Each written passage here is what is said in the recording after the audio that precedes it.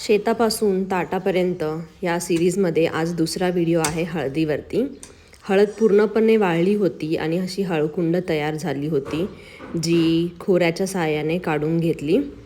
या हळकुंडाला माती आणि मोठे मोठे असे रूट्स असतात, तर ते व्यवस्थित काढून घ्यावे लागतात.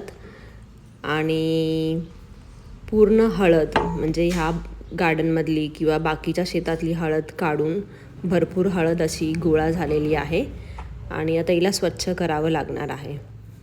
तर हळदीवरची सगळी माती आणि जे काही रूट्स होते ते साफ करून घेतलेले आहेत आणि त्यानंतर तिला 2-3 पाण्यांमध्ये स्वच्छ धुवून घेतले.